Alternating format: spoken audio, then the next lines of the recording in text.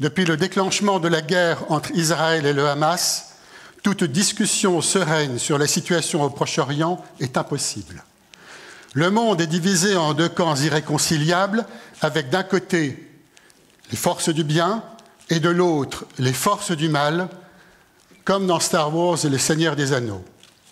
Alors je tiens à dire tout de suite à cette partie de l'Assemblée que vous n'êtes pas les forces du mal. Il convient néanmoins d'interroger cette division manichéenne des opinions.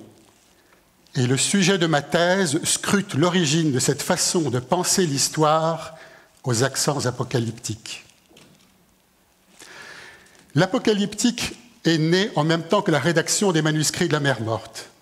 Ces manuscrits ont été rédigés au IIe siècle avant notre ère par un groupe minoritaire juif, les Esséniens.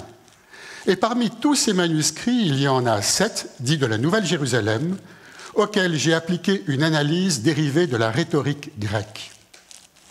En effet, mes enquêtes archéologiques, mon étude des pièces de monnaie et des textes de cette période confirment l'hellénisation de ce groupe juif, pourtant résolument hostile à la civilisation grecque. Mes analyses suggèrent que, premièrement, par le biais de la rhétorique grecque, les scribes esséniens font de la Nouvelle-Jérusalem la résidence de Dieu sur terre. Deuxièmement, pour les Esséniens, la terre d'Israël est polluée par la présence étrangère. L'expiation doit donc avoir lieu sur l'ensemble du royaume de Juda. C'est le rôle de la guerre décrite dans un autre manuscrit, le manuscrit de la guerre, le rouleau de la guerre. Cette guerre voit les fils de lumière exterminer les fils des ténèbres jusqu'au dernier. La Nouvelle Jérusalem est le lieu enfin purifié où peut s'installer la communauté et donc la divinité. On peut penser que tout cela n'est que vieillerie et que nous ne raisonnons plus de façon apocalyptique. Mais George Lucas et John Tolkien ont été influencés par ces textes.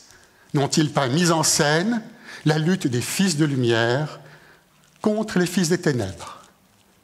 Oui, ces textes façonnent l'imaginaire de nous tous ici présents. Pourquoi suis-je ici? Pourquoi?